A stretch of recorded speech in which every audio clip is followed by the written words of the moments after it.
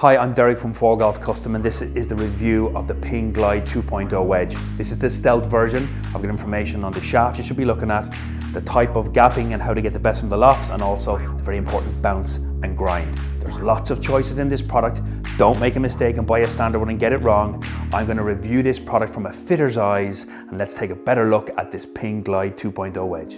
So working with wedges is kind of cool. We tend to separate wedges from the fittings here, and the information we're going to give you is, it's all very well understanding the different tech and the design and what it does, but how to apply it then to the players is what we're kind of experts at, and that's what we do on a day-to-day basis. But we always loved wedges, didn't we?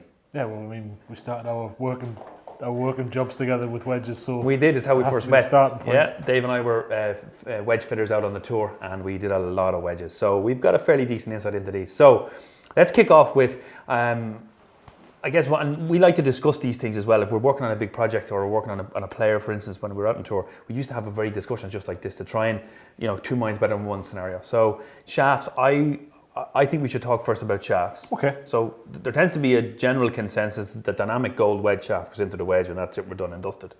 And I guess it's been the industry standard for so long and everybody's used it, but these days you've got so many options as you do in iron shaft and wedge shaft as well. Yeah. Whether it be heavy or light or mid-weight, you've got all the kick options, you've got all the flex characteristics. And I would tend to use shafts if I'm trying to get the right balance for the player. So based on, I guess, feel. I think so. I think traditionally you can go one of two routes. You can keep the shaft, run it all the way through the irons if you're the type of golfer who doesn't really see the wedge as a club that does a specific job. You just see it as an extension of your iron set.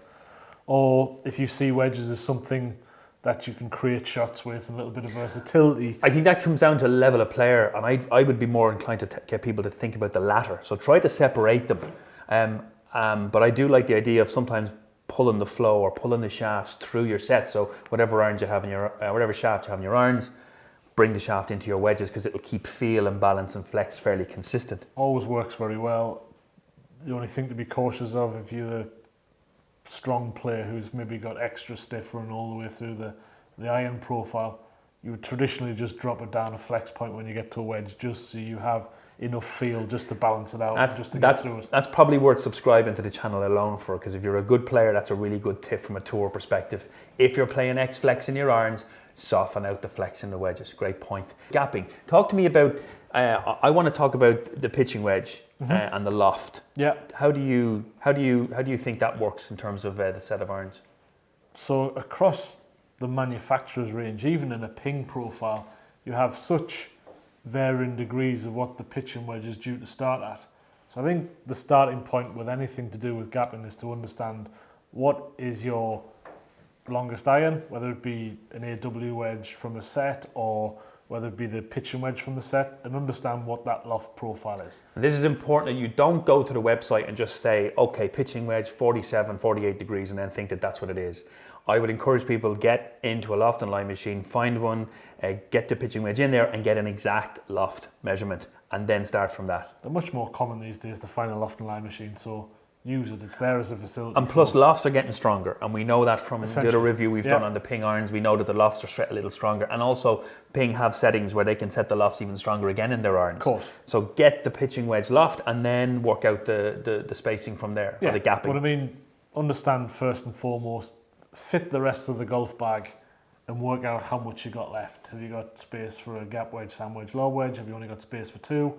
And then just ensure that your gapping is even. Traditionally, between an iron, you have 4 degrees of loft, but if you only got space for two wedges, a sand wedge and lob wedge, you might want to go 46, 52, if you're working 3 or 4 degrees, I think is a fair way to look at it. And obviously, if you're 3 degrees between the loft of your pitching wedge and your next wedge, whatever that might be, 52 or 54, that'll give you an idea of the distances, and then 3 or 4 again, and then working in from it. My advice, to be honest, is stick as many wedges in the bag as you can physically get in there, to be honest.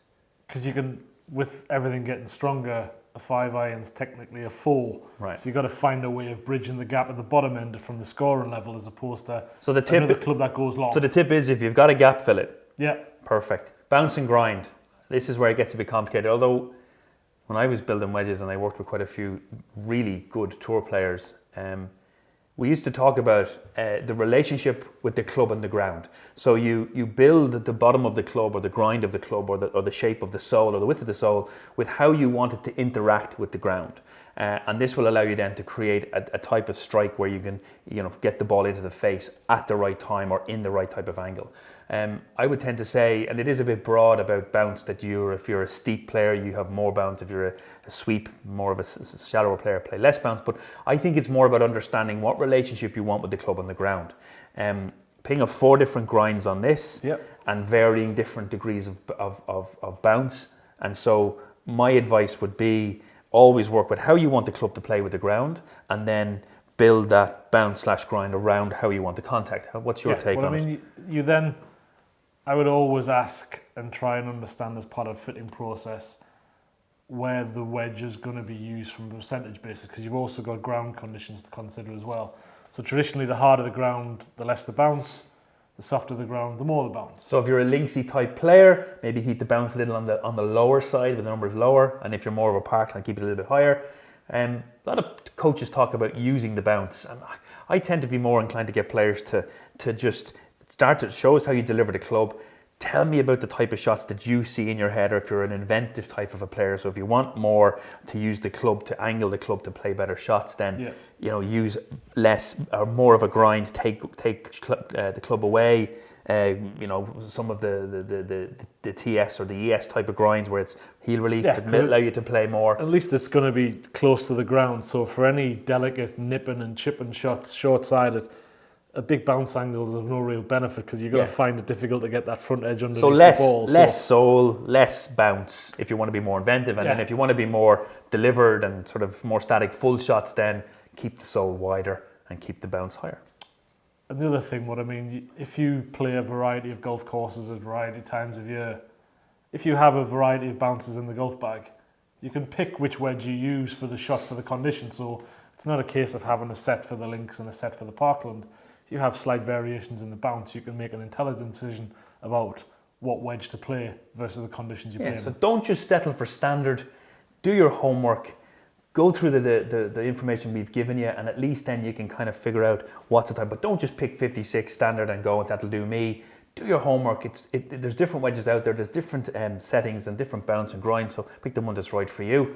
I think what we'll do now is, now that we've got a great insight into the club, let's do a little deeper dive inside the technology and the design of the club.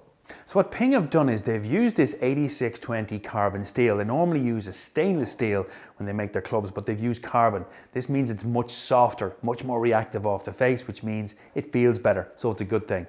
They've got a special milled groove system through the clubs, which doesn't really mean a whole lot for you golfers, but what it does mean is there's consistency in the way that the groove is made. Milling is a much more accurate way to make the groove, which means it's consistent through the clubs and consistent through the build. It's a good manufacturing process.